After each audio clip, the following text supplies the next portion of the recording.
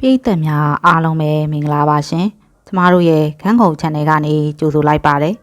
ဒီကနေ့မှာတော့ပြည်သက်တို့တဲထိတ်ရင်ပိုရတာလေးတစ်မျိုးခံစားရသေးဖို့စက်ကြိုးစဲမဖဲဝါနဲ့တာတေးဆိုတဲ့ဇလန်းလေးကိုဆက်လက်ဖတ်ပြပေးသွားမှာဖြစ်ပါတယ်ဇလန်းလေးမတင်သက်ခင်မှာကျမတို့ရဲ့ channel လေးကို subscribe လေးပြုလုပ်ပြီးဘေးနာက notification လောင်းလေးကိုနှိပ်ပေးခဲ့ကြပါအောင်ရှင်ဒါဆိုရင်တော့စတင်လိုက်ကြရအောင်နော်ပေါရီတာရမောဒီတုန်းကရန်ကုန်ထောင်ကြီးရှိသေးတယ်ဗျအဲ့ဒီမှာထောင်မူကြီးကတာတီတို့ရွာသားဗျဦးအောင်စိန်နဲ့ထောင်မူကြီးအောင်စိန်ဆိုရင်လူတိုင်းသိကြတာပေါ့ဗျထောင်မူကြီးအောင်စိန်ဆိုတာကိုရွာမှာကထိန်လာသွားတာတော့ကျုပ်တခါမြင်မှုလိုက်တယ်ကျုပ်ကိုရွာလာခေါ်တာသူဗျဦးအောင်စိန်ကိုယ်တိုင်လာခေါ်တာကျုပ်အကြောင်းကိုရွာကားလူတွေပြောတာရှိမှာပေါ့ဗျသူတို့ထောင်ထဲမှာတရေတကောင်တော်တော်ကိုတောင်းညမ်းနေတာတဲ့ဗျဒီတရေကဟိုးတုံးကလေးကရှိတာတဲ့ဦးအောင်စိန်တီးတာကတော့အင်္ဂလိပ်ခေတ်ကလေးကကြံခဲ့တဲ့တရေဆိုပဲအင်္ဂလိပ်ခေတ်ကလေးကကြိုးပေးတက်ခံရပြီးတရေဖြစ်နေတာတဲ့ဗျသူ့ကိုတက်တဲ့တပေါင်းလာခွဲနေညတကောင်မှာမဲသားသုံးပိတ်သားချက်နဲ့ထမင်းကျွေးရတယ်ဆိုပဲဒါဆိုရင်ထောင်ကြီးကိုဒီတရေကဆောင်းလျှောက်တဲ့ပြိုးထောင်ဖောက်ပြေးတဲ့လူတွေဆိုရင်အုံရိုးပေါ်ကကန်ချတာဆိုပဲဗျသူ့ကိုတစ်နှစ်တစ်ခါမပြတ်မကွက်ကျွေးရတယ်တဲ့ဗျအခုတော့တပေါင်းလာခွဲမရောက်သေးပဲတရေကတအားတောင်းညမ်းနေလို့တဲ့ဗျအဆောင်တွေခေါင်မိုးတော်မှာတော်ဝုံတိုင်းတိုင်းနဲ့ညာတိုင်းပြေးလွှားပြီးအဆောင်တွေပေါ်မှာခုန်ချလို့တယ်ဗျညာဆိုရင်ထောင်သားတွေလည်းကောင်းကောင်းမအိတ်ကြရဘူးတဲ့ဗျအားလုံးလည်းကြောက်နေကြပြီဆိုပဲလူဆိုတာကလည်းခက်တော့ခက်သားလားဗျထောင်ကျနေတဲ့လူဆိုးလူမိုက်ကြီးတွေကလည်းတရေကိုတော့ကြောက်သားလားဗျကျုပ်ရန်ကုန်ထောင်ကြီးကိုရောက်တဲ့ညမှာပဲမျက်ကွင်းစေးကွင်းပြီးစောင့်ကြည့်တယ်ဗျဦးအောင်စိန်ကိုယ်တိုင်လည်းကျုံနဲ့အတူလိုက်လာတာဗျဟောညတကောင်လောက်ရောက်တော့ဇလန်းစားတော့တာပဲပြိုးတုံးတပြောင်းပြောင်းနဲ့မြောက်ဖက်ကအိတ်ဆောင်ကြီးတစ်ခုကစားပြီးပြေးတာပြိုးကျုပ်လည်းအတန်ကြားတဲ့ဘက်ကိုပြေးရတာပေါ့ဗျာဦးအောင်စိန်လည်းကျုံနဲ့လိုက်ပြေးသဗျအတန်ကြားတဲ့အိတ်ဆောင်ကြီးခေါင်းမိုးပေါ်ကျုံမောကြည့်လိုက်တယ်ဟာဟုတ်ပါဗျာတရေကြီးဗျဟောခုံပြီပြိုးနောက်ထပ်အိတ်ဆောင်ကြီးတစ်ခုပေါ်ကိုခုံကူးလိုက်ပြီဗျဟာခုံလိုက်တာများအပေါ်ကို9လမ်း10လမ်းလောက်မြောက်တက်သွားတာပြိုး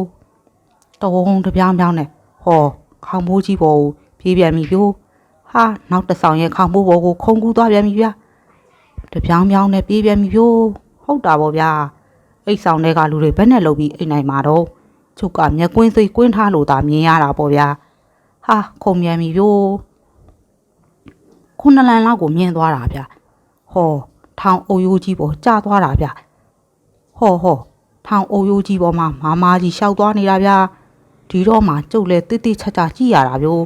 အရက်ကတော့9ပေလောက်ရှိမယ်ဗျသပင်ကကြောကုန်းလောက်ထိအုပ်နေတာ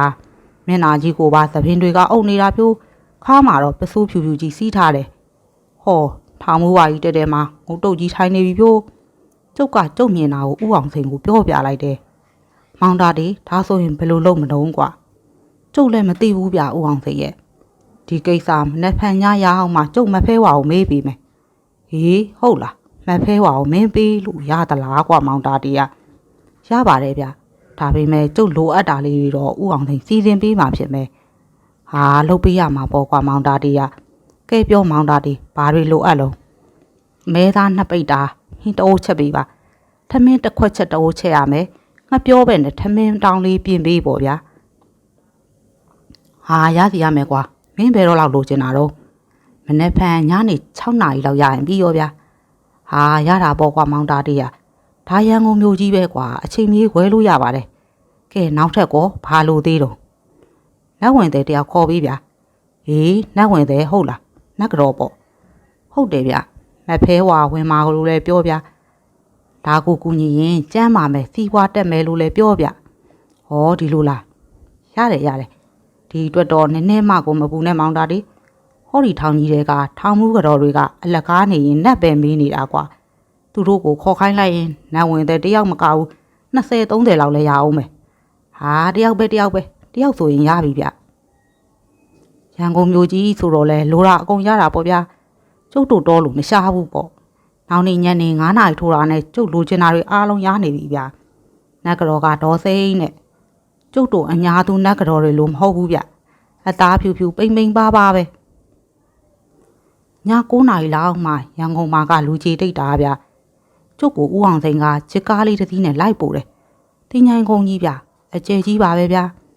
မြို့ကြီးကလည်းကြီးတော့တင်ချိုင်ကုန်းကြီးကလည်းကြီးတာပေါ့ဗျ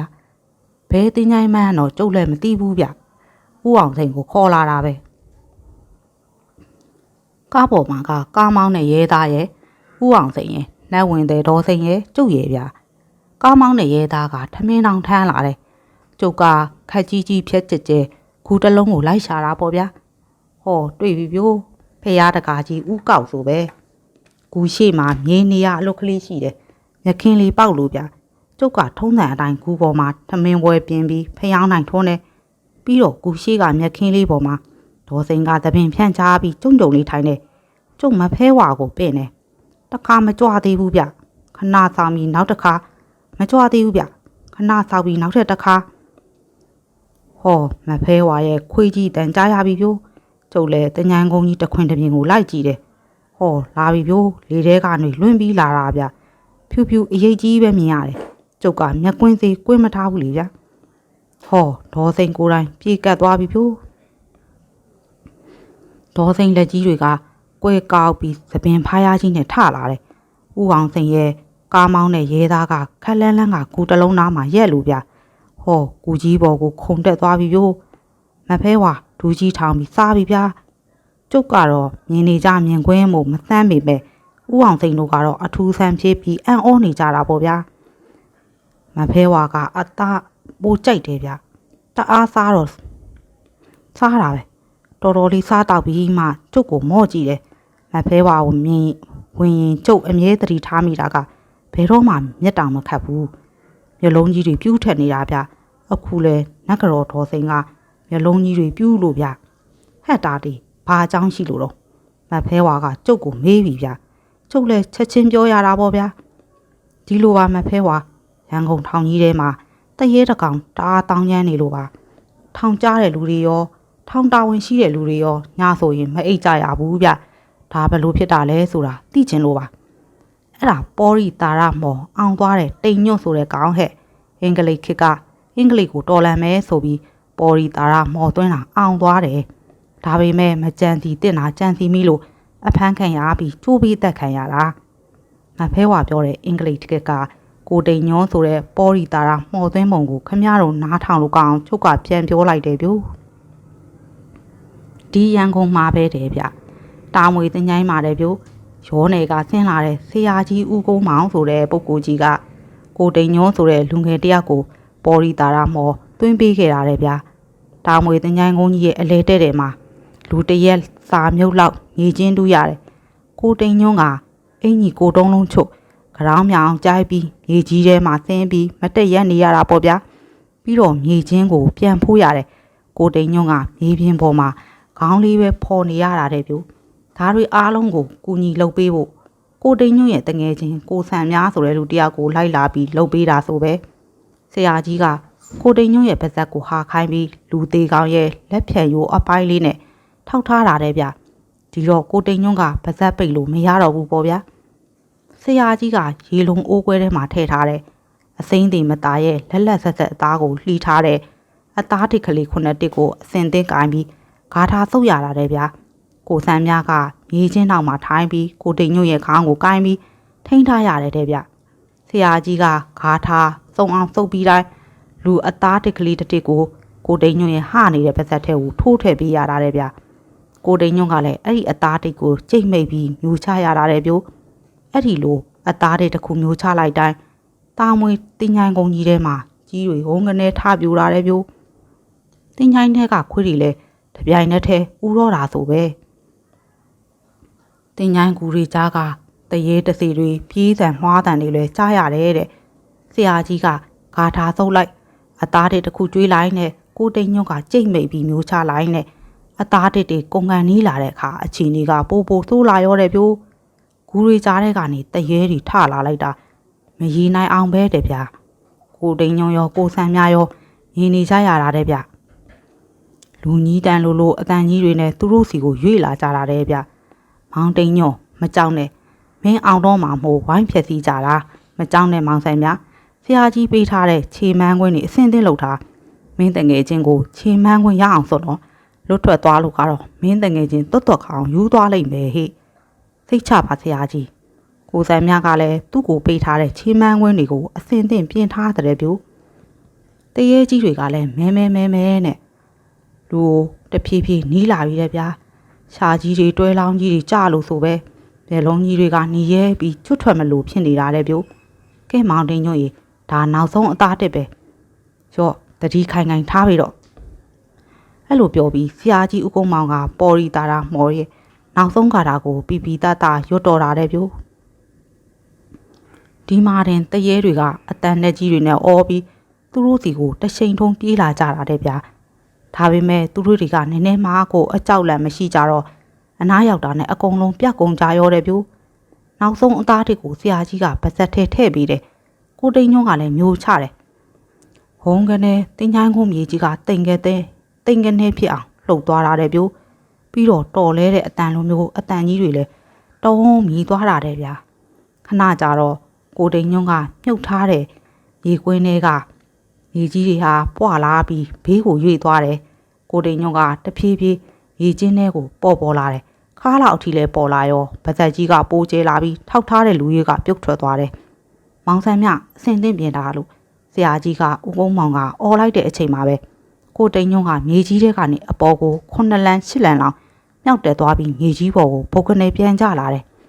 ပေါ်ရီတာရတဲ့ဟေးလို့ကြွေးကြော်ပြီးနောက်တခါထခုံမြန်တဲ့ပြိုဒီတခါမြေကြီးပေါ်ပြန်ကြမှာကိုဆန်းမြကအတင်းတက်ပြီးချီမန်းကွင်းနေခန့်မြန်ဆိုပေးလိုက်တယ်တဲ့ပြိုဒီတော့မှကိုတိန်ညွန့်ငြိမ်သွားရောတယ်ဗျာအောင်မီဟေးအောင်မီ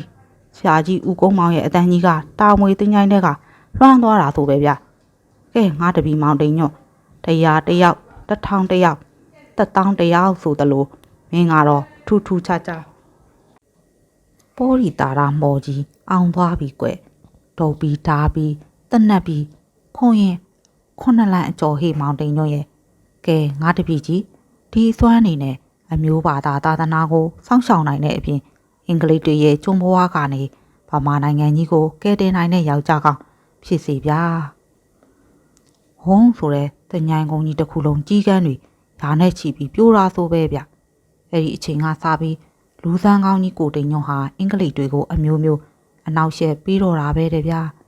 အင်္ဂလိပ်စစ်တပ်တဲ့ဝင်ပြီးအမျိုးမျိုးနှောက်ရှက်လို့အင်္ဂလိပ်ခေါ်ရပလိတ်တွေကတနတ်နဲ့ဝိုင်းပစ်တာကြည်ပြီးနေတော့မသေးဘူးဆိုပဲဗျကြည်စံမှန်တဲ့နေရာကနီကြီးဆူထွက်လာပေမဲ့ကြည်ကသူ့အသားကိုမဖောက်နိုင်မှုတဲ့ဗျနောက်တော့အင်္ဂလိပ်စစ်သားတွေဟာတော်တော်ကိုလန့်ပြန်လာကြတဲ့အထိဖြစ်တော်တာပဲတဲ့ဗျကိုတိန်ညွန့်ကနောက်ဆုံးအင်္ဂလိပ်ဘရင်ကန်ကိုဝင်ဖမ်းပြီးပြန်ပေးဆွဲမယ်လို့စဉ်းစားတယ်ဘရင်ကန်ကိုဖမ်းထားပြီးဗမာပြည်ကနေအင်္ဂလိပ်တွေကိုထွက်ခိုင်းမယ်ပေါ့ဗျာအဲ့ဒီလိုအတွေ့နဲ့ဘရင်ကန်အိမ်တော်ဝင်းကြီးတဲ့ထိခုံဝင်သွားတယ်ဆိုပဲဘရင်ကန်ရဲ့အိမ်တော်ဝင်းမှာကစစ်တပ်ကြီးရှိတော့သူ့ကိုတနက်တွေနဲ့ဝိုင်းပြစ်ကြတာတဲ့ဗျတနက်ကြီးတန်းတွေကသူ့ကိုတက်တယ်မှန်တယ်ဒါပေမဲ့ကိုတိန်ညွန့်ကဘာမှမဖြစ်ဘူးဒါနဲ့ကိုတိန်ညွန့်ပြန်ခုံထွက်ခဲ့ရတဲ့ဗျအင်္ဂလိပ်တွေကလည်းဒီကောင်နောက်တစ်ချိန်ဝင်လာရင်မိအောင်ဖမ်းမယ်ဆိုပြီးအားလုံးအသင့်ပြေပြီးစောင့်နေကြတာတဲ့ဗျကိုတိန်ညွန့်ကလည်း2ရက်လောက်ချားပြီးတော့ညဘက်မှာဘရင်ကန်ဝင်းကိုပြန်ဝင်လာပဲတဲ့ဗျပခုံးမှာလည်းကျိုးဝေတဝေပါတယ်တဲ့ဘရင်ကန်ကိုကျိုးတုပ်ဖို့ပေါ့ဗျာဒါပေမဲ့အစင်းတင်းဆောင်နေတဲ့အင်္ဂလိပ်စစ်သားတွေကလူ20လောက်ဝိုင်းဖိထားပြီးမေသေးနဲ့နှာခေါင်းကိုအုပ်ပြီးဖမ်းတော့သတိမေ့သွားပြီးမီးတော့တာပေါ့ဗျာကိုတိန်ညွန့်လူသွမ်းကောင်းမှန်းကိုအင်္ဂလိပ်တွေကတီးထားကြတာဆိုတော့ကြိုးပြီးပြင်ဆင်ထားကြတာပေါ့ဗျာဒီမှာတင်လက်နှစ်ဖက်ရောခြေနှစ်ဖက်ရောလက်ဘင်းမှာရောတန်ကြိုးချီပြီးဖမ်းထားလိုက်တာကိုတိန်ညွန့်လည်းဘာမှမတတ်နိုင်တော့ဘူးတဲ့ပြိုဘရင်ကန်ကိုလှုပ်ကြံတဲ့ကြံစီတဲ့အမှုနဲ့ကျိုးပေးတတ်ဖို့စီရင်ချက်ချပြီးတပေါင်းလာခွေနေမှာတက်ပစ်လိုက်တဲ့ကျိုးစင်ပေါ်တင်တဲ့အထိတန်ကြိုးတွေကိုမထုတ်ရဲလို့တန်ကြိုးတန်းလှန်ကြီးနဲ့ကျိုးပေးရတယ်ဆိုပဲဗျအဲ့ဒီအချိန်ကထောင်ပိုင်းကြီးကအင်္ဂလိပ်ဆိုပေမဲ့လောကီပညာတော်တော်တတ်တယ်ဆိုပဲဗျကိုတိန်ညွန့်ကိုကျိုးပေးတတ်တဲ့ကျိုးကိုထောင်ပိုင်းကြီးကယူပြီးကိုတိန်ညွန့်ကိုသူ့အမိန်နဲ့ထောင်အုပ်ရိုးပေါ်မှာစောင့်ဖို့အစီရင်လှုပ်လိုက်တာတဲ့ဗျဒါကြောင့်ရန်ကုန်ထောင်ကြီးရဲ့အုပ်ရိုးပေါ်မှာပေါ်ရီတာရာမှော်အောင်ထားတဲ့ဗမာပြည်ကိုကျွန်းဘဝကနေအလွန်ကဲတင်ခြင်းနဲ့တရေကိုတိန်ညွန့်ကြီးအမြဲစောင့်နေရတာတဲ့ဗျာ သူ့ကိုတတ်တဲ့တပေါင်းလာဝယ်နေညတိုင်းအမဲသားဟင်းနဲ့ထမင်းကျွေးတယ်ဆိုပဲထောင်ပိုင်းတယောက်ပြောင်းတိုင်းနောက်တစ်ယောက်ကိုပြောခဲ့တော့ဆက်ကျွေးပြီးသူ့ကိုဆက်ခိုင်းနေကြတာတဲ့ဗျာဒါတွေကိုမဖဲဝါကတီးတီးချာချာပြောပြတာဗျာကျုပ်ရောထောင်မုံကြီးအောင်စိရောကားမောင်းတဲ့ရဲသားရောအံ့ဩနေကြတာပေါ့ဗျာဒါဆိုရင်အခုဘာဖြစ်လို့တောင်းကျမ်းနေတာတော့မဖဲဝါကျုပ်ကမဖဲဝါကိုမေးလိုက်တယ်ဗျာဟဲ့တာတီရန်ကုန်ထောင်ကမကြခင်ပိတ်ပြစ်တော့မှာဒါကိုတိန်ညွန့်ကတိတယ်သူဒီဘွားကြီးတိုင်ကြံခဲ့မှာကိုစိုးရိမ်ပြီးအခုလိုလုပ်နေတာထောင်ရဲ့ရှေ့ဘက်ကအိုးရိုးအတွင်းဘက်မှာညောင်မင်းရှိတယ်အဲ့ဒီညောင်မင်းရဲ့ပင်စီကနေမြောက်ဘက်ကိုခြေလန်းငါးလန်းလှမ်းပြီးတူးလိုက်ရင်သူ့ကိုတက်တဲ့ကျိုးမြုပ်ထားတာတွေ့လိမ့်မယ်တန်ပိုင်လုံးနဲ့ထည့်ပြီးမြုပ်ထားတာအဲ့ဒါကိုဖော်တိန်ညွန့်ကိုခေါ်ပြီးအလူဒနာလုံးပြီးတရားနာခိုင်းလိုက်အဲ့ဒီကျိုးကိုလည်းထောင်ပိုင်ကိုယ်တိုင်မီးရှို့ဖျက်ဆီးလိုက်တိန်ညွန့်ကိုလည်းထောင်ပိုင်ကအမိန့်ပြန်ပြီးလိုရာကြွရသွားခိုင်းလိုက်တိန်ညွန့်လည်းကျွတ်ချိန်ရောက်ပါပြီနင်တို့လှုပ်ပေးလိုက်ကြတာဒီဟာစိတ်ချပါမှဖဲဝါကျုပ်ကိုတိန်ညွန့်ကြီးကိုကျွတ်အောင်လှုပ်ပေးလိုက်ပါမယ်ဗျာမဖဲဝါထွက်သွားလို့တတိလစ်နေတဲ့ဒေါ်စိန်ကိုမနှဲကိုနှာနဲ့ယူရတာမျိုးမဖဲဝါဝင်ထားတဲ့အချိန်နဲ့ကြာသွားတာကိုဗျာကျုပ်တို့ထောင်ပိုင်ကြီးရဲ့ရန်ကုန်ထောင်ကြီးရဲ့ပြန်ရောက်တော့ထောင်မူကြီးဦးအောင်စိန်ကထောင်ပိုင်ကြီးနဲ့တွေ့တယ်အကျိုးเจ้าတွေပြောပြပြီးနောက်နှစ်ရက်အကြာမှာဖုန်းကြီးတွေပြင်တယ်ထောင်ထဲကလူအကုန်မွေးငါကြွေးပြီးကိုတိန်ညွန့်အတွက်ဒါနလုပ်ပေးတယ်ပြီးတော့မဖဲဝါပြောတဲ့အတိုင်းကျိုးကိုရှာတယ်တွေ့တာပေါ့ဗျာတန်ကြီးတွေတွက်နေတဲ့တန်ပိုင်လုံးကြီးတွေကကိုတိန်ညွန့်ကိုတတ်တဲ့ကျိုးခွေကြီးကိုထုတ်ယူပြီးရန်ကုန်ထောင်ပိုင်းကြီးကိုကိုယ်တိုင်မီးရှို့ဖျက်ဆီးလိုက်တယ်ပေါ်ရီတာရာမော့အောင်နဲ့သူရဲကောင်းကြီးကိုတိန်ညွန့်တင်သွားလို့ရသွားနိုင်ပြီတင်အတွက်ယူသူပြီးပြုလို့သမျှကုသိုလ်ကောင်းမှုအဖို့ပါကကိုကျုပ်ထောင်ပိုင်းကြီးကတင့်အားအများပေးဝေပါတယ်ဥတိန်ညွန့်သာဓုခေါ်ပါဗျာအမြဥတိန်ညွန့်ရေကောင်းရာပုံဘဝကိုရောက်ပါသေးဗျာအဲ့ဒီညကလေးကထောင်ကြီးတစ်ခုလုံးငြိမ်သွားတာပါပဲဗျာကျုပ်လည်းညဘက်မှာညက်ကွင်းစေကွင်းပြီးထောင်ကြီးရဲ့အုပ်ရိုးပေါ်မှာလိုက်ကြည့်တာဘာမှမတွေ့တော့ဘူးဗျကိစ္စတွေအားလုံးပြီးတော့ဦးအောင်စိန်ကိုယ်တိုင်ကျုပ်ကိုရွာရောက်ပြန်ဖို့ပေးတယ်ထောင်ပိုင်ကြီးကလည်းကျုပ်ကိုလက်ဆောင်တွေပေးလိုက်တာမှမနေပါဘူးဗျာထူးဆန်းတာတခုပြောရအောင်ပဲဗျာရန်ကုန်ထောင်ကြီးပိတ်တော်မဲ့ကိစ္စကိုမဖဲဝါပြောမှထောင်ပိုင်ကြီးရောထောင်မှုတွေရောတိကြတာတဲ့ပြို့သူတို့လုံးဝမသိဘူးဆိုပဲနောက်တော့ရန်ကုန်ထောင်ကြီးတကယ်ပိတ်သွားတာပါပဲဗျာနောက်တစ်ခုကပြင်ဆက်ထောတာရုပ်အကြောင်းတာတီငငယ်တုန်းကအင်မတန်မှကိုဆက်ဆက်ဆူဆူလုပ်ခဲ့တာဗျနီမျိုးစုံအောင်ကမြင်းတဲ့နေရာမှာတာတီနဲ့ပဲညီအောင်ကမြင်းနိုင်တာကအောင်စိန်ပဲရှိတာဗျအောင်စိန်ဆိုတဲ့ကောင်ကလူလေးကသာပိန်ပိန်သေးသေးလေးဗျဆော့တဲ့နေရာမှာတော့မြောက်ရှုံအောင်ဆော့နိုင်တဲ့အကောင်မျိုးဒီတုန်းကအကြောင်းလေးတစ်ခုကိုပြန်ပြောပြရအောင်ပဲအဘကကျုပ်ကိုမြို့သွားပြီးနှမ်းအိတ်တွေပို့ခိုင်းတယ်ကျုပ်အဘကဒီလိုပဲလုပ်နေကြလေဗျာမျိုးကပွဲရုံကိုကျုပ်ကလှဲနဲ့နှမ်းအိတ်ပို့ပေးရတယ်သူကတရက်နှစ်ရက်လောက်ကြာမှဗန်မွေးကုန်းကထွက်တဲ့ကားနဲ့လိုက်သွားပြီးနှမ်းဖိုးငွေယူတာဗျပြီးတော့ဒီဝဲစရာရှိတာဝဲတာပေါ့ဗျာဒီနေ့တော့အောင်စိန်ပါကျုပ်နဲ့ပါလာတာဗျနှစ်ယောက်ဆိုတော့တယောက်တလဲလှဲမောင်းရတာပေါ့ဗျာအဘခိုင်းတဲ့အတိုင်းနှမ်းအိတ်တွေကိုဦးမောင်စိန်ပွဲရုံကိုပို့ပေးပြီးအောင်စိန်နဲ့ကျုပ်နဲ့ပြန်ချလာတာပေါ့ဗျာမြို့ရောက်တော့ခောက်ဆဲကျော်တယောက်တစ်ပွဲလဲစားခဲ့သေးတာဗျဒီတော့နှစ်ယောက်သားဘိုက်ကလေးကလည်းတင်းနေတော့အာလွေးကလည်းတရွှင်ရွှင်ပေါ့ဗျာလှဲကိုလည်းအောင်စိန်မောင်းလိုက်ကျုပ်ကယူမောင်းလိုက်ပေါ့ဗျာဟိကောင်တာတီမင်းနတ်ကြီးကမ်းပါကဖျားပြက်ကြီးကနှကမ်းမွေကားကားကြီးနဲ့ကနေတယ်နိဗ္ဗာန်စောရုပ်ကြီးကိုသိတယ်မဟုတ်လားဟာသိတာပေါ့အောင်စိန်ကရှားပြူပင်နေအများကြီးရှိတယ်လေကွာဒီကောင်ပြောတယ်နတ်ကြီးကမ်းပါဆိုတာတောင်နံရံကြီးတစ်ခုကိုပြောတာဗျကျုပ်တို့ရွာကနေမြို့ကိုသွားတဲ့အခုကျုပ်တို့မောင်းနေတဲ့လှဲလန်းချောင်းရဲ့တောင်ဘက်မှာရှိတာဗျဟိုတုန်းကလှဲလန်းချောင်းအဟောင်းကြီးပဲရှိတယ်လူအသွားအလာလည်းမရှိပါဘူးဗျရှားပြူသည်များများလိုချင်တဲ့လူတွေတော့သွားချင်သွားကြမှာပေါ့ဗျာအဲ့ဒီမှာအုပ်ပုံကြီးတစ်ခုရှိတယ်ဗျတချို့ကပြောတာတော့ရှေးဟောင်းဖျားပြက်ကြီးလို့ပြောတာပဲဗျဟိုးတော်တော်ရှေးကြတဲ့အချိန်တုန်းကဒီနေရာကိုဘရင်တွေတိုင်းငန်းလှည့်လည်ရင်မကြာရောက်ကြတယ်လို့ပြောတာပဲဗျအခုပြိုပြက်နေတဲ့အုပ်ပုံအသွေးအမြိတ်ကြီးကလည်းဒီတုန်းကဘရင်တွေတည်ထားတဲ့ဖျားလို့ပြောတယ်ဒါကတော့ကျုပ်တို့အရက်ပြောတဲ့စကားဗဇက်ရာသဝင်ပေါ့ဗျာအဲ့ဒီမှာထူးခြားတာကလူ ထူးတရက်တာလောက်ရှိတဲ့နိဗ္ဗာန်သောယုတ်ကြီးတွေကိုကြံနေသေးတာဗျအင်္ဂတေနဲ့ထူထားတဲ့အယုတ်ဆိုပေမဲ့အင်္ဂနေကောင်းလို့ဖြစ်မယ်ဗျအခုထိရှိနေသေးတာတေးရောင်နေပါတော့မရှိတော့ဘူးပေါ့ဗျာဒါပေမဲ့နှကန်းမွေးနဲ့ရောင်တုံးကြီးနဲ့ဗျခြေထောက်တစ်ချောင်းကနောက်ဘက်ကိုမြောက်ထားပြီးလက်နှစ်ဖက်မြောက်ပြီးပြုံပြုံကြီးကနေတဲ့ပုံဗျပစိုးခေါင်းကြိုက်ပြီးဘိုးရင်အင်ကြီးဝတ်ထားတာဗျဒါပေမဲ့ဝတ်ထားတဲ့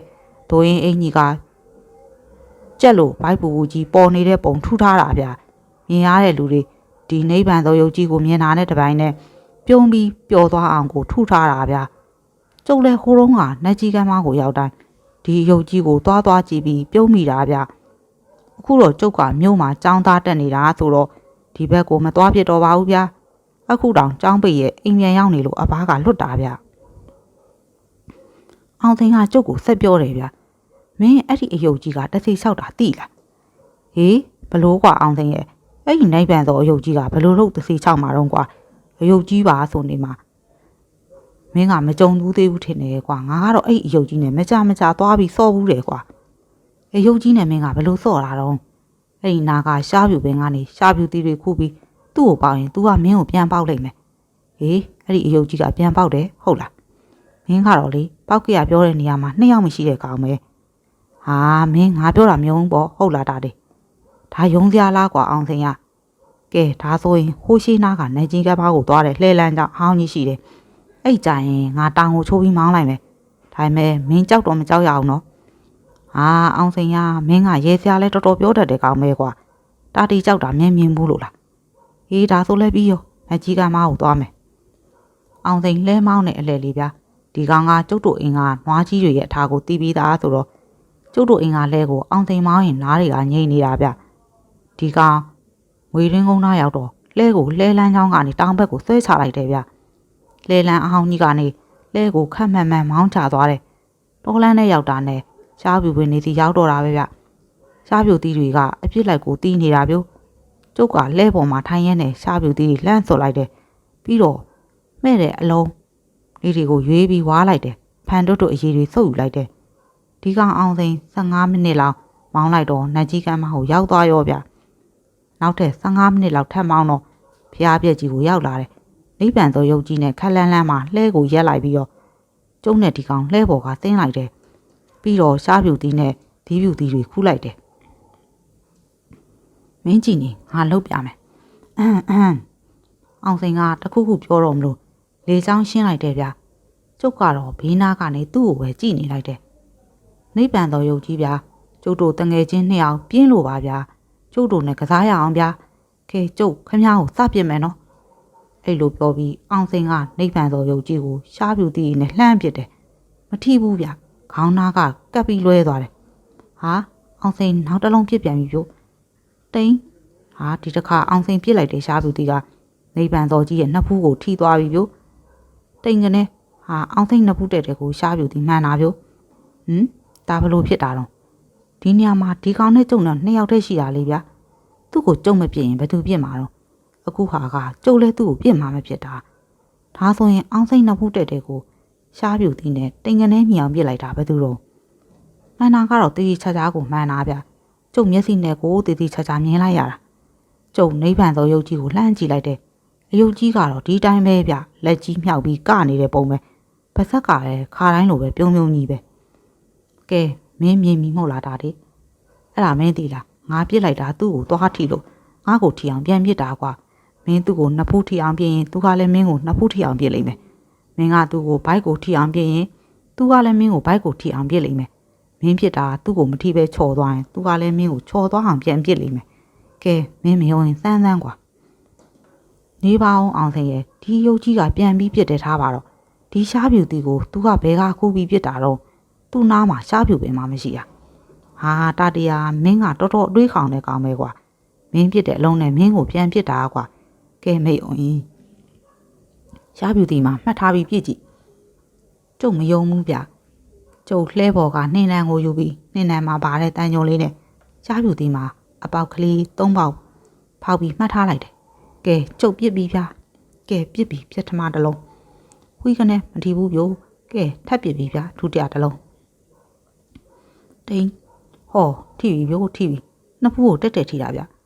တိမ်ကနေဟာကျုပ်ကြည့်နေတော့မှာပဲကျုံနှစ်ဖူးကိုတိမ်ကနေပြန်ထိသွားတာပြို့ကျုပ်ရှိမှကြာသွားတယ်ရှားပြူတီလေးကိုပြေးကောက်လိုက်တယ်ဟာကျုပ်တန်ညုံနဲ့3ချက်ထိုးထားတဲ့အသီးလေးပဲဗျကဲတွေးကြသေးတာပေါ့ဗျာကျုပ်ဇက်တိုက်ပြပြီပြို့ကဲကွာတချို့ဟာလွဲတယ်ဗျတချို့ဟာထိတယ်ဖိုက်ကြီးကိုထိရဲ့အလုံးဟာထိတယ်ရင်မကြီးကိုထိရဲ့အလုံးဟာထိတယ်နှစ်ပူးလက်ပေါင်းခြေထောက်လွဲတဲ့အလုံးဟာလွဲပေါ့ဗျာတတိန်တထောက်ပေါ့ဟိုးကျုပ်တကိုယ်လုံးနဲ့ဇက်တိုက်ကိုမှန်တာပြို့ကျုပ်ဘလို့ရှောင်ရောင်လွတ်ကိုမလုပ်ဘူးဗျာကျုပ်ရှေ့မှာကြာသွားတဲ့ရှားပြူသေးလေးကိုကောက်ပြီးကြည့်လိုက်တာအားလုံးအပေါက်ကလေး3ပေါက်နဲ့ကြီးပဲဗျကျုပ်ဖြင့်အော်လိုက်တာဗျာကျုပ်နားလိုက်တာနဲ့အောင်စိန်ကပြစ်တော်တာဗျာဒီကောင်ပြစ်လို့အယုတ်ကြီးကိုထိသွားတဲ့အလုံးမှန်သမျှအောင်စိန်ကိုပြန်မှန်တာပဲပြို့အောင်စိန်လက်ထဲမှာစုပ်ထားတဲ့ရှားပြူသေးတွေကုန်သွားရင်ကျုပ်ကရှေ့တိုးပြီးပြစ်ပြန်ရောဗျကျုပ်ကုန်သွားရင်အောင်စိန်ကပြစ်ပြန်ရောဗျဒီလိုပြင်းရင်းနဲ့ကျုပ်ရောအောင်စိန်ရောပျော်လိုက်ကြတာဗျာကြောက်တဲ့စိတ်ဆိုတာနည်းနည်းလေးမှမရှိတော့ပဲပျော်တဲ့စိတ်ပဲရှိတော့တာပြို့ကျုပ်ပြစ်လိုက်ကျုပ်ကိုရှားပြူသေးတွေပြန်မှန်လိုက်အောင်စိန်ပြစ်လိုက်အောင်စိန်တကူလုံးကိုရှားပြူသေးတွေပြန်မှန်လိုက်ပေါ့ဗျာအောင်စိန်ဒီတခါမင်းနဲ့ငါပြိုင်းလို့ပြစ်ကြည့်အောင်ဒါဆိုရင် तू ဘယ်လိုလုပ်မလဲကြည့်အောင်ကွာအေးကောင်းတယ်ကဲပြိုင်းသူပြစ်မယ်1 2 3ပြစ်ဟာပြစ်ပြီဖို့ကျုပ်ရောအောင်စိန်ရောလက်တဆုပ်စာရှားပြူသေးတွေတစ်လုံးပြီးတစ်လုံးမလားတန်းကိုပြစ်ကြတာဗျာဟာပြစ်တာပဲပြို့ကျုပ်တို့2ယောက်သလုံးပြန်ပြစ်တာပြို့ကျုပ်ဆိုတာခေါင်းတွေရောရင်ဘတ်တွေရောလက်မောင်းတွေရောပေါင်တွေရောနေရာလက်မကြမ်းမှန်းတော့တာပြို့အောင်စိန်လည်းဒီတိုင်းပဲဗျကျုပ်ရောအောင်စိန်ရောရေလိုက်ကြရတာဗျာ2ယောက်သလုံးတော့ခြေကုံလက်ပန်းကြရောပြို့ချွေးတွေလည်းပြန်နေပြီ2ယောက်သလုံးတဟားဟားနဲ့အော်ရဲပြီးရှားပြီးပင်အောက်မှာလှဲချလိုက်တယ်အမောပြေသွားတော့မှ2ယောက်လုံးပြန်ထပြီးကဲအောင်စိန်သွားကြဆိုဟေ့ရွာရောက်နောက်ကျနေအောင်မယ်အေးသွားမယ်မင်းယုံပြီးမော့လာတာဒီယုံပြီးအောင်စိန်ရေးအောင်ယုံပြီးဟာယုံလဲယုံနဲ့အံ့ဩတယ်ကွာပြောရင်းနဲ့ကျုပ်ရုပ်ကြီးကိုမော့ကြည့်လိုက်တယ်ရုပ်ကြီးကလည်းပြုံးကြီးပြကျုပ်တို့ကိုပြုံးပြနေသလားလို့ကဲဒါဆိုရင်ရုပ်ကြီးကိုငါနှုတ်ဆက်လိုက်အောင်မယ်နိဗ္ဗာန်တော်ကြီးရေကျုပ်တို့နဲ့စော့ပေးရတဲ့အတွက်ကျေးဇူးတင်ပါတယ်ဗျာကျုပ်တို့ကထနောင်းကုန်းကပါကျုပ်ကအောင်စိန်ပြဒီကောင်ကတာတေးကဲကျုပ်တို့ပြန်ပြီဖြိုးနိဗ္ဗာန်တော်ကြီးရေဒီကောင်အောင်စိန်ကအယုတ်ကြီးကိုတေးသေးချာချာနှုတ်ဆက်တာဗျလှဲကိုရွာသွားတယ်လှဲလန်းချောင်းဘက်ကိုဥတည်လိုက်တယ်နိုင်ဝက်လောက်မောင်းလိုက်တော့ကျုပ်တို့ရွာသွားတယ်လှဲလန်းပေါ်ပြန်ရောက်တယ်ဗျဒီတစ်ခေါက်ကျုံမောင်းတာဗျလှဲမောင်းရင်ကျုပ်တွေးနေတာပေါ့ဗျဒါဘလို့ဖြစ်တာတော့ဆိုတာကျုပ်တွေးလို့ကိုမရတော့ဘူးဗျနိဗ္ဗာန်တော်ယုတ်ကြီးအနားမှာတစ်သေးတစ်ကောင်ရှိနေတာလားဒါမှမဟုတ်2ကောင်လောက်ရှိနေတာလားဒါမှမဟုတ်ရင်လေဒီယုတ်ကြီးတွေကတစ်သေးတစ်ကောင်ရဲ့ဝိညာဉ်ဝင်ပူးကန်နေတာများလားအယုတ်ကိုတစ်သေးပူးတာမျိုးကျုပ်ဖြင့်တခါမှမကြားဘူးပါဘူးဗျလူကိုပူးတာတော့ရှိတာခုဟာကနိဗ္ဗာန်တော်ယုတ်ကြီးဗျအောင်စိန်ဒီယုတ်ကြီးစီသွားပြီးကစားတာဘယ်နှခါလောက်ရှိပြီတော့4-5 ခါလောက်ရှိပြီကွာမင်းဒီချောင်းကိုဘလို့လုပ်ပြီးစတည်တာတော့ကွာငါပါဒီဟိုလာပြီးရှားပြူတီတွေခုတော့ကငါပါလိုက်လာတာကွာငါပါကရှားပြူတီတွေကိုစိန်ရီတဲပြီးလေးစီးချက်တာလေးကွာအဲ့ဒီမှာအဖကရှားပြူတီတွေလိုက်ခုနေတော့ငါကပြင်းနေတာကိုကွာတာတေးရအဲ့ဒီမှာငါကရှားပြူတီတစ်လုံးနဲ့ရေနေတဲ့အယုတ်ကြီးရဲ့မျက်နှာကိုငါပြစ်လိုက်တာနှာခေါင်းကြီးကိုထိသွားတယ်ကွာချက်ချင်းငါနှာခေါင်းကိုပုတ်ဖနဲ့ပြန်ထိတာပေါ့ကွာငါလည်းအံ့ဩသွားတာပေါ့တာတေးရကြောင်သွားတယ်ဒါနဲ့ပဲဟုတ်ရလားဆိုပြီးရှားပြူတီတွေခူးပြီးထပ်ပြစ်ကြည့်တယ်အဲ့လိုလေစောစောကမင်းတွေ့ခဲ့တဲ့အတိုင်းပဲဖြစ်တာပေါ့ကွာငါလည်းပျော်သွားပြီးရှားပြူတီတွေနဲ့တဆုပ်ပြီးတဆုပ်ပြစ်တော့တာငါကပြစ်လိုက်သူကပြန်ပြစ်လိုက်ကိုရီလက်တွေတောင်နားလာတာကွာနောက်ထပ်ရောက်လာတိုင်းငါဒီယုတ်ကြီးနဲ့ဆော့တော့တာပေါ့ကွာအေးကွာအောင်စိန်ဟာငါမင်းပြောတော့ငါမယုံဘူးကွာခုမှလက်တွေတွေ့လို့ယုံသွားတာကွာဒါပေမဲ့ဘလို့ဖြစ်တယ်လို့မင်းထင်တော့ငါထင်တာတော့အဲ့ဒီနိဗ္ဗာန်တော်ယုတ်ကြီးကအသက်ဝင်နေတယ်လို့ထင်တာပဲကွာယုတ်ကြီးကတော့အသက်ပဲရှိမလို့အောင်စိန်ဟာဘေးကဝိညာဉ်တွေပါတွေပူးကန်နေတာဖြစ်မှာပေါ့အဲ့ဒါတွေငါဘလို့လုပ်ပြီးနားလဲမှာတော့တာတေးရငါသိတာတော့ဒီယုတ်ကြီးကရှားပြူတီပေါက်တန်းကစားလို့ရတယ်ဆိုတာပဲသိတာပေါ့ကွာကျုပ်နဲ့အောင်စိန်ရွာပြန်ရောက်တော့နေတောင်တော်တော်ဆောင်းနေပြီဗျတာတေးနင်တို့ပြန်လာနောက်ကျနေပါလားမျိုးမှာဘိုင်းစကုတ်တွေပါကြည်နေကြတာလားဟာမကြည့်ပါဘူးအမေက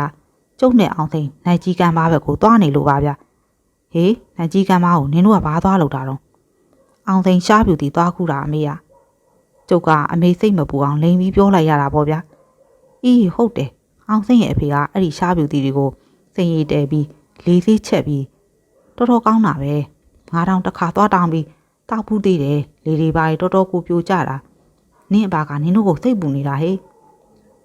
ကျုံနဲ့အမေနဲ့ပြောနေတာကိုအိမ်ပေါ်ကအပါလဲကြားတာပေါ့ဗျာနှက်ကြီးကမ်းမှာစားပြူတီကြောကြီးရှိသေးလားကွာတာတရ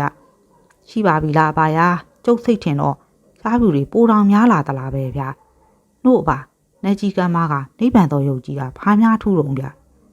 ဟေးနိဗ္ဗာန်တော်ယုတ်ကြီးကဘာထူးမှာတော့ကွာအယုတ်ကြီးပေါ့ဘယ်သက်ကြီးဟာပြီးရဲနေတာပဲရှေးပင်တွေသူတို့ဖျားမှာထူထားတဲ့အယုတ်ကြီးပဲလေဘာမှထူးတာမရှိပါဘူးအဲ့ဒီညကကျုပ်လည်းပင်ပန်းလာတော့စောစောအိယာဝင်ခဲ့တာပေါ့ဗျာဒါပေမဲ့ချက်ချင်းအိတ်မပြောပါဘူးဗျာနေ့လေကကျုပ်တို့ရှားပြူကြီးပေါက်ကစားခဲ့တဲ့အယုတ်ကြီးကိုကျုပ်မျက်စိထဲမှာမြင်နေတာပြိုးကျုပ်ဘလို့ပဲတွေးဘာအဖြေမှမရပါဘူးဗျာအခုကျုပ်ပြောတာကျုပ်ငယ်ငယ်တော့ကြုံခဲ့ရတဲ့အကြောင်းလေးတစ်ခုပေါ့ဗျာဒီတော့ကကျုပ်9တန်း6တန်းလောက်ပဲရှိသေးတာလေတာတီဟက်တာတီထတော့လေမျက်စိတွေဘာတွေဖွင့်ကြည့်ပါအောင်နေဘလောက်ရောက်နေပြီလဲဆိုတာ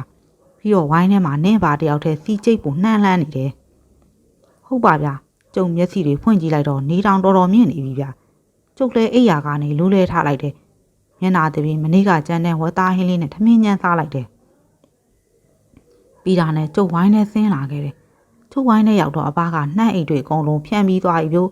ကျုပ်လည်းမကြီးပင်ကြီးအောက်ကတစ်သားကိုပြမှာထိုင်လိုက်ပြီးငကားသေးပေါ်လိုက်ကလေးတလေးကိုဖွာနေလိုက်တယ်ဟိတ်ကောင်တာတီဘာတွေများဒီလောက်စဉ်းစားနေတာတော့ကွာကျုပ်သေးပေါ်လိုက်ကလေး2ဖွာ3ဖွာပဲဖွာရသေးတယ်ဝိုင်းဝါကအတန်ကြားတာဗျဟာကိုကြီးပါလာဗျာကားနဲ့တင်ဖို့နှမ်းမှာတိုက်တာလားဗျကိုပါချစ်တို့ကဘန်ဝေးကုန်းမှာကားထောင်ထားတာဗျကိုမြင်းတို့ကတက်တစည်းကိုပါချစ်ကတစည်းဗျ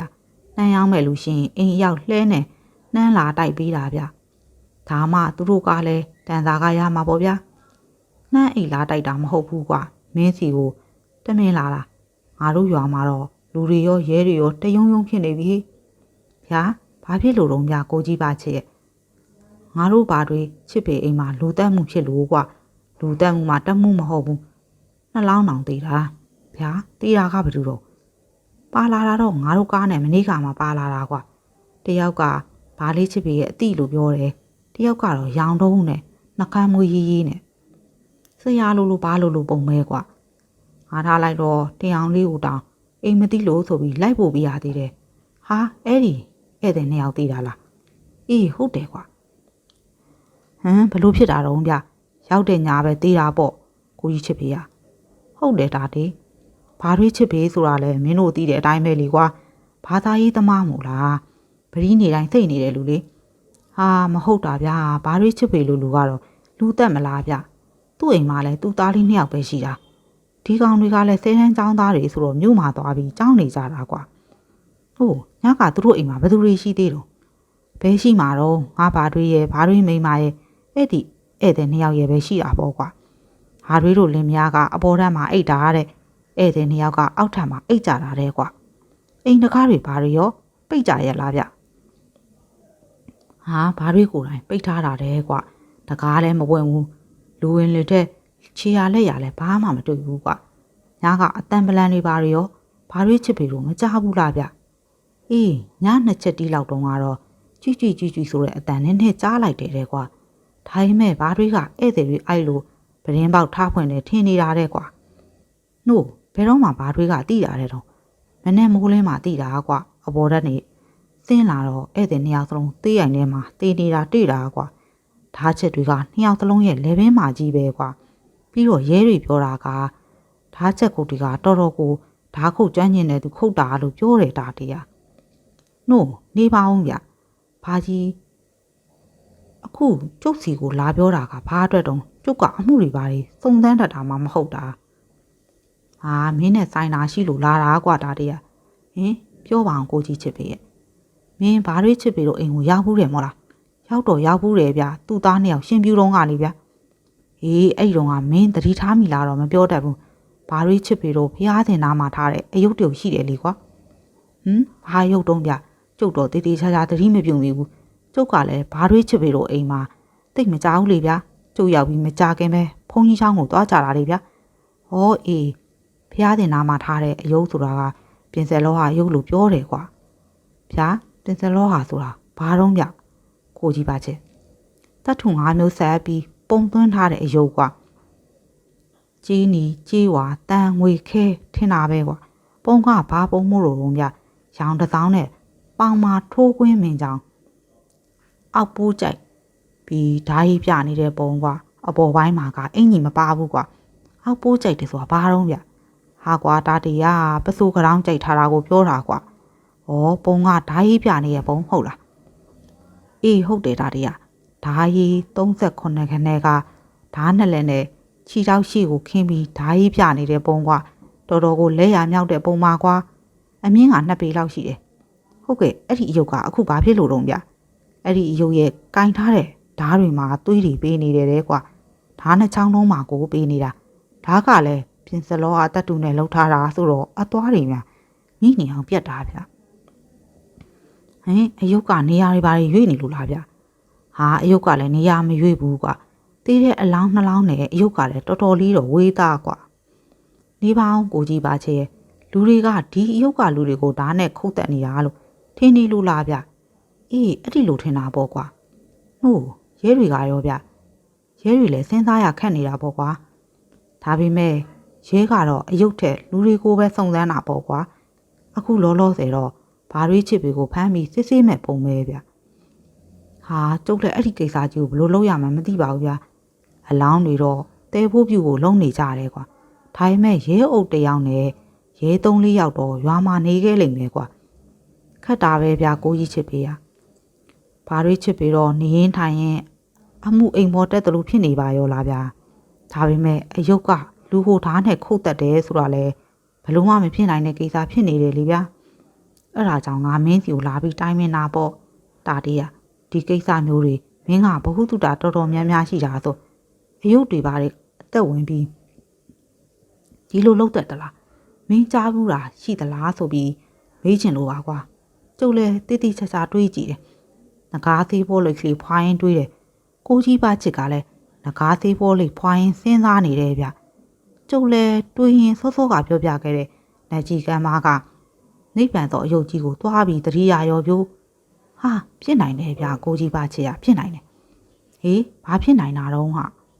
အယုတ်ကအသက်ဝင်ပြီးလူတက်တယ်ဆိုတာဖြစ်နိုင်တယ်ဗျဟေးဟုတ်လားမင်းကြားဘူးလို့လားကွာကျုံငယ်ငယ်ကတခါကြုံမှုတယ်ဒီတော့ကနတ်ကြီးကမ်းမကနိဗ္ဗာန်သောယုတ်ကြီးရှိသေးတယ်ဗျခုတော့အဲ့ဒီအယုတ်ကြီးလဲကျိုးပဲပြည့်စည်သွားပါပြီမရှိတော့ပါဘူးအဲ့ဒီတော့ကအောင်စိန်နဲ့ကျုပ်လိုက်သွားတာရှားပြူသေးတွေနဲ့ပေါက်တန်းအောင်ကစားကြတာဗျဟာအဲ့ဒါအယုတ်သက်ဝင်တာနဲ့ဘာဆိုင်လို့တော့ကွာဟာကိုကြီးပါချစ်ကလည်းကျုပ်တို့နှစ်ယောက်နဲ့အဲ့ဒီအယုတ်ကြီးရှားပြူသေးတွေပေါက်ကြတာဗျဟေးဟုတ်လားအယုတ်ကြီးနဲ့မင်းတို့နဲ့ပေါက်တာပေါ့ဟုတ်လားဟုတ်တယ်ဗျဒီလိုလုပ်ဗျဒီကိစ္စကိုကျုပ်သုံးသပ်လိုက်မယ်ဗျဒါဆိုရင်မင်းငါတို့ရွာကိုလာမလားကျုပ်ည6 နာရီရောက်လာမယ်လိုရာလေးတွေတော့ပြင်ထားပြီဗျကိုကြီးပါချစ်ဟာလှုပ်ပေးရမှာပေါ့ကွာမင်းလိုရာသာပြောကြက်တကောင်ချက်စံတစ်ခွက်ချက်ပြီးတော့ငပြောဘက်နဲ့ထုတ်ပြီးထမင်းတောင်းပြင်ထားခမည်းတော်ရွာကနတ်ဝင်တဲ့ဒေါ်ထွန်းကြီးကိုခေါ်ထားဗျဟာစိတ်ချငါလှုပ်ထားမယ်မင်းသာသက်သက်လာခဲ့တာလေစိတ်ချပါကိုကြီးပါချစ်ကျုပ်6 နာရီအရောက်လာခဲ့မယ်ကိုကြီးပါချစ်ပြန်သွားတော့အိမ်ပေါ်ကအမေနဲ့ကျုပ်ကိုလှမ်းမိတယ်ဗျဟဲ့တာဒီဘာချစ်ကနင့်စီဘာလာလို့တာတော့ကျုပ်လည်းအိမ်ပေါ်တက်ပြီးဗန်မွေးကုန်းမှာဖြစ်တဲ့ထူးထူးဆန်းဆန်းကိစ္စပြောပြလိုက်တယ်အဘာရောအမေရောအံ့ဩလုံးလို့ဗျာတာဒီငါတို့တက်တော့တခါမှကိုမကြားဘူးတာပါကွာဖက်နဲ့အယုတ်ကအသက်ဝင်ပြီးလူတက်ရတယ်လို့ငါတော့ဟုတ်မယ်မထင်ပါဘူးကွာဒီဧည့်သည်တွေကဘာတွေမှန်းမှမသိတာရန်တစ်ခုခုရှိလို့ဒီရွာမှာလာပြီးရှောင်းတာတိတ်နာလာမှမသိတာနောက်ကဒါကိုသိလို့ရန်သူလိုက်လာပြီးတက်သွားတာနေမှာပေါ့ကွာအယုတ်ကတော့ဘယ်နဲ့လို့လူတက်မှာတော့ခက်တာပဲအဘရဲ့အိမ်ထဲမှာလဲလူဝင်ပြီးတက်သွားတဲ့ခြေရလက်ရဘာမှမကြံခဲ့ဘူးပြောတယ်ဗျကျုပ်ရဲ့အဘရဲ့အမေရဲ့ဒီအကြောင်းကိုတော်တော်ပြောဖြစ်ကြတယ်ဗျညရောက်တော့ကျုပ်ဗန်မွေးကုန်းကိုရောက်တယ်ဘာတွေချစ်ပေရဲ့အိမ်မှာတော့ရဲတွေစောင့်နေကြတယ်အလောင်းတွေကတော့တည်သွားပါပြီဘာတွေချစ်ပေကိုလည်းမဖမ်းသေးပါဘူးကျုပ်လည်းည9 နာရီထိုးတာနဲ့ဗန်မွေးကုန်းတင်းချိုင်းကိုလာခဲ့တယ်ကိုကြီးပါချစ်ကသူ့ကိုယ်တိုင်ထမင်းတောင်းထမ်းပြီးလိုက်တာဗျနတ်ဝင်တဲ့ဒေါ်ထွန်းကြီးလည်းပါလာတယ် ထုံးစံတိုင်းကျုံမဖဲဝါကိုစားပွဲတောက်ပွဲပေးပြီးပင်ရတာပေါ့ဗျာဒီတစ်ခါမတ်ဖဲဝါကိုပင်ရတာတော်တော်ကိုကြားတယ်ဗျကျုပ်အထက်ထက်အခါခါပင်တော်မှာရောက်လာတာပြို့မဖဲဝါကဒေါ်ထုံးကိုဝင်စီးပြီးထမင်းကိုအားရပါရစားတော့မှကျုပ်ကဗန်ဝေးကုန်းမှာဖြစ်သွားတဲ့ကိစ္စကိုပြောရတာဗျအယုတ်ကလူတက်တယ်ဆိုတာဖြစ်နိုင်ပါမလားလို့ကျုပ်ကမေးတော့မဖဲဝါကပြောရောပြို့ဟဲ့တာဒီအဲ့ဒီပြင်စလောအယုတ်ကမျိုးသားကြီးရဲ့အယုတ်ခဲ့မျိုးသားကိုသူ့ရဲ့နောက်ပါတွေကဝိုင်းလုံးကြံတဲ့အချိန်မှာမျိုးသားကဓားတန်ရရပြီးသူ့ရဲ့အင်ကြီးပေါ်ကိုတက်ပြေးတယ်အဲ့ဒီပြင်စလောဟာအယုတ်ရဲ့ရှေ့မှာလဲကျသွားပြီးဂါထာတွေရွတ်တယ်ဒီမျိုးသားကထူးဆန်းတဲ့ပညာတစ်ခုတတ်တယ်အဲ့ဒါကကပလီမောလို့ခေါ်တဲ့ဝိညာဉ်ကိုခွာပြီးအယုတ်ထဲကိုဝင်နိုင်တဲ့မောပညာတတ်ထားတယ်ဂါထာတွေကိုကပလီစကားနဲ့ရွတ်တက်ရတယ်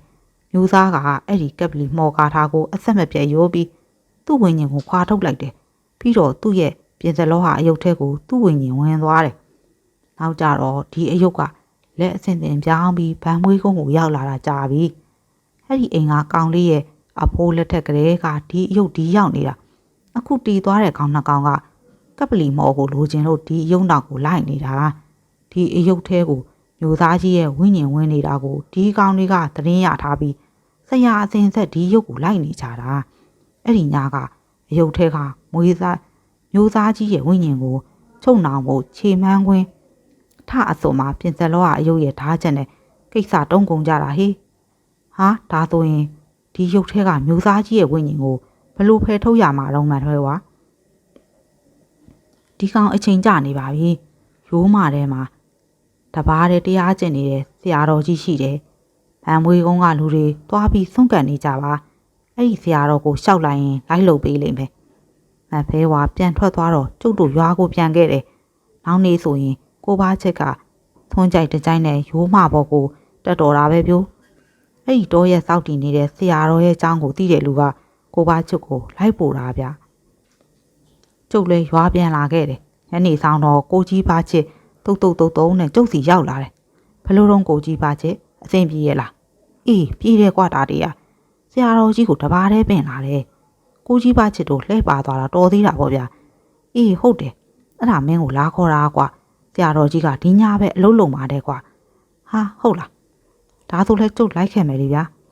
ကျုပ်ကလည်းထမင်းစားတောက်ပြီးပြီဆိုတော့အတော်ပဲပေါ့ဗျာသီးလွယ်အိတ်ကလေးဆက်လွယ်တိုင်းလွယ်ပြီးကျုပ်ဗန်မွေးကုန်းကိုလိုက်ခဲ့တယ်ဆရာတော်ကြီးကတက်တော်60လောက်ရှိပြီဗျမျက်နာကကြည်လင်နေတာပါပဲဗျကိုဘာချစ်တို့အိမ်မှာသတင်းသုံးလို့ဗျည9နာရီထို့တော့ရွာထဲကလူအပြင်တိတ်မထွက်ခိုင်းတော့ဘူးတကားတွေပါပိတ်ခိုင်းထားတယ်ခွေးတွေကတော့ထုံးစံအတိုင်းပေါ့ဗျကြောက်လန့်ပြီးအမီးတွေကုတ်လို့ဗျ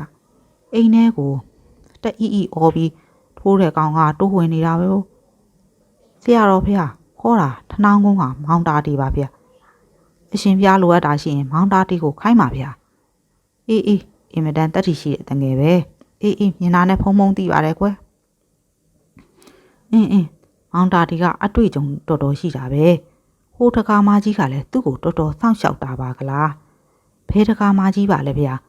ကိုဘာချစ်ကဝင်ပြီးရှောက်တာဗျမဖဲဝါလေးတကားရဲ့မောင်တာတီကိုသူကစောင့်ရှောက်လို့ပါလားသူကလည်းကမက်စိတ်တီတော့တဲမညံ့လာဘူးကွယ်ကဲမောင်တာတီသွားကြသို့ဟိဆရာတော်ကဆေးတောင်ဝေးကြီးတထောက်ထောက်ထောက်ပြီးချီကကြွတယ်ကျုပ်ကနောက်ကလိုက်တယ်ကျုပ်ကဒီအချိန်မှာ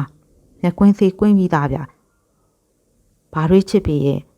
ရွာကလူကြီးတွေရဲအုပ်နဲ့ရဲသားတွေ